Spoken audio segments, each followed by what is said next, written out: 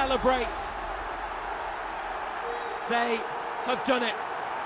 Hey everyone, back to the more YouTube channel. It's Chris back with the Aftermath. This is the show we do after the dust is settled from Newcastle United's previous game, and that was a 4-1 mauling of mediocre Manchester United. And never get sick of saying that at all. But the Aftermath is always good. The post-match reaction is very instant, very reactive, and sometimes when you've had a little chance to think and consume content and go away, you have a difference of opinion again. And I haven't got a difference of opinion this occasion. I've been so proud of the performances that the lads have put in since the cup win. It's been absolutely incredible. Effective is what I'd probably call Newcastle. You know, they weren't outstanding, certainly in that first half. You know, I think there was times where they overplayed. They were almost looking for the perfect pass, the perfect shot, the perfect goal. And that's probably why we didn't go in at half-time 3-0 up, because let's face it, Manchester United offered absolutely nothing in that game whatsoever, and we could have battered them. I mean, the fact that they got that goal in the run of play was quite upsetting, really, I think, in many ways, because Newcastle fans were just either in the crowd or watching at home thinking, how the fuck have we just let them wankers score a goal, because they're so bad on the ball. But when they came out in the second half, they meant business, and that's what I loved about Newcastle yesterday. And this is what I've loved about Newcastle since we've come back from winning the Carabao Cup. It could have went either way. Like I say, we could have went, oh, we've done it, we've won the cup, we've ended the trophy drought, you know, the season is the best season ever. And then they could have came back and put in mediocre performances, but they haven't done that.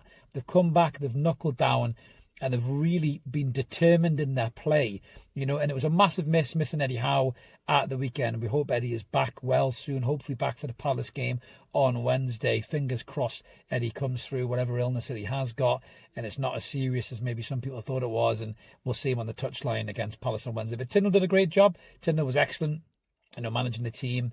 You know, he's always on that touchline anyway, you know, even when Eddie Howe was there, you know, so there wasn't anything different in that regard. But massive credit to Tindall for whatever he said at half-time, because he really put a rocket up the lads' arse, and they came out in the second half, and they were just way too good for Manchester United in every single possible position. They were excellent.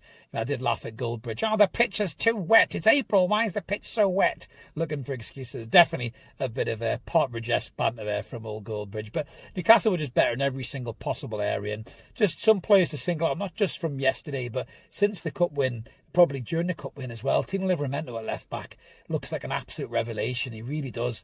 You know, he's brilliant there. You know, I just want him to replicate that form on the right-hand side. It's great that Trippier, again, another one to mention, has had a bit of a resurgence and comeback. He looks fitter, he looks leaner, he looks back to the Trippier best that we've seen before, you know, and that's excellent, because that's going to help us till the end of the season. But with Lewis Hall coming back fully fit next season, I want to see Tino replicate that form on the right-hand side.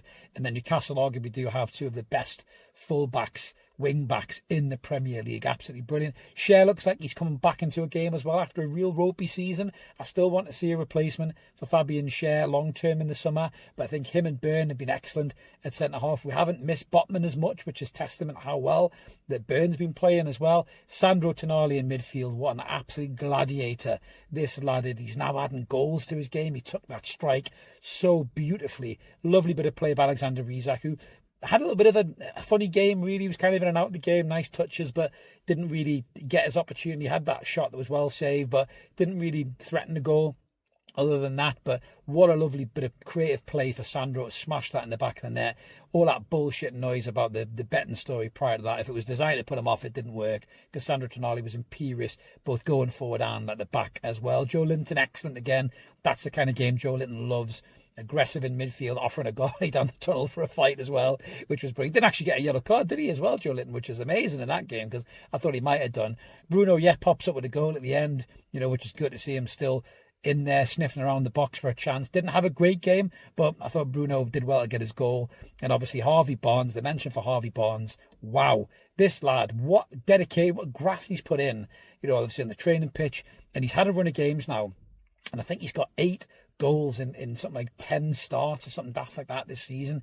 His goal throughput, his output is incredible. It's absolutely brilliant. The pace and the strength and the quality of finish for that second goal was absolutely brilliant. It was world class You know, you look at players like Mamouche who've come into City in January. Harvey Barnes' rediscovery of form is almost as good as a January signing, because this player is going to help Newcastle United hopefully get to the Champions League places. More of that in a second. But I thought he was absolutely incredible. He really, really was. Murphy's a little bit disappointing, but we'll give him that. He got an assist still. If he can be disappointed and have an assist, then fair play to Murphy. You know, he's had a great run of form. He's doing really, really well. And Anthony Gordon's going to find it hard to get back into this team. But saying that, we've got a real, I wouldn't say a tough run of games. There's some tricky games in there. We've got Aston Villa away is the sticky one for me. Chelsea at home, Arsenal. These are big games and you need your best players who can give you the best. And Gordon and Barnes in the same team has to be something that the management team has to figure out, because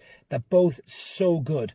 We need to try and get the best out of those two players in the starting 11. No disrespect to Jacob Murphy. He's been excellent this season, but those two players are so good.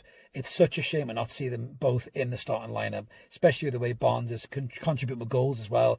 Gordon's pace, it'll terrify anybody, but it's great to have options off the bench. It really, really is. So I've been so proud of the lads coming back after the cup victory and really knuckling down and showing what they're made of. And I'm really confident that we're going to get one of those Champions League places. We've got an opportunity here. You know, we win that game against Palace on Wednesday. We're third in the league, which is incredible. Forest look like they've had a little bit of a wobble. They could slip out of the picture altogether. We can take points off Chelsea and Aston Villa in the run-in as well. And Brighton as well. And that really is the kind of fixture list that you want. In terms of the destiny in your own hands. Newcastle can only do this themselves, and by performing like they've been performing the last few games, determined, focused, you know, disciplined, everything that they've had in their game to try and get the result. That's what we need to do for the remaining fixtures, and if we do that, we're definitely going to get top 5, maybe top 4 even, which will be an incredible season, probably the best ever, a trophy in top 4, back in the Champions League where we belong, help keep players like Alexander Isak, Sandro Tonali, Botman, you name it, Gordon as well, add to the squad 2 or 3 really quality players. Why couldn't we push for even more for the Champions League place next season? It's brilliant to see. I'm buzzing about it. So just talk a little bit about the flag display as well. There was a weird little bit of talk about why is Keegan getting such love from war flags before the game. Now, obviously, I'm a fan in my 40s, you know, and I fell in love with Newcastle United under Kevin Keegan. That was the man, the Pied Piper who played the tune to get me dancing, the black and white dance. And Kevin Keegan with this football club is it's just they go together like fucking beans on toast, man. They do. Kevin Keegan, synonymous was the word I was looking for there. Sorry, I'm blaming the sun hit me in the face. Kevin Keegan and this football club go together, you know, like fucking hand in glove. You know, if it wasn't for Kevin Keegan coming back as a player, you know, doing what he did, and then coming back as a manager under Sir John Hall, who knows where this football club would be right now. It certainly wouldn't have been a club that the PIF wanted to buy. There's no doubt about that. We wouldn't be in the lovely stadium that we've got now. Yes, we're talking about moving to a new one, but St James's Park has been an unbelievable theatre to play football in for the past 20-odd years, and KK was the one who really pushed that through with Sir John Hall's money and everything else as well. Signed Alan Shearer, our record goal scorer. All of these things that Kevin Keegan did for this football club. The man deserves a statue. I know he hasn't won a trophy. Deserves a statue, or at least a stand be named after him, just for what he's done for the football club. So to see the flag display from War Flags was absolutely incredible in my opinion. A lot of fans were asking the question why. Go back and look at some of the history of this football club and look what Kevin Keegan did for this football club. The belief that he instilled, not just in the players, but in the city as well.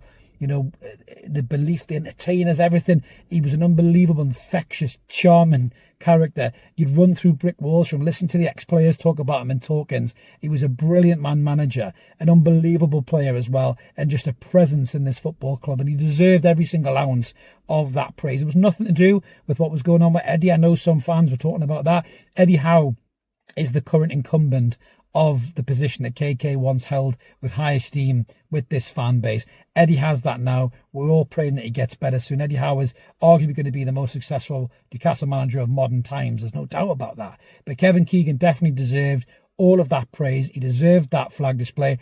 Fans who don't get it, go back and look at the history of the football club. Then you might understand why Kevin Keegan deserved every ounce of that tribute at the weekend. He's synonymous as well with Manchester United versus Newcastle, because he was the one who had the battles with Fergie. We lost a 12-point lead, those bastards. You know, I'd love it if we beat them, love it. That's all synonymous with Kevin Keegan. So the fixture as well was just right to do the Keegan display. I'm just disappointed that the great man himself wasn't there to see that display and see that affection from the fan base to the well-deserved legend that is King Kevin Keegan. But that's my thoughts in the aftermath, guys.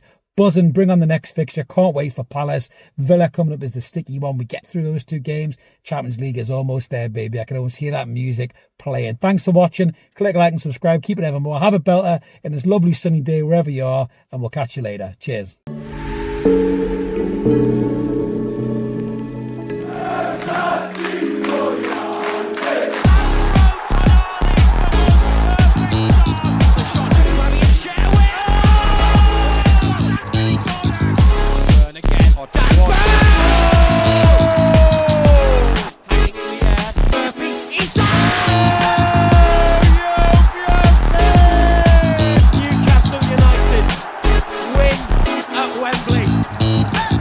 Eddie Howe's heroes celebrate.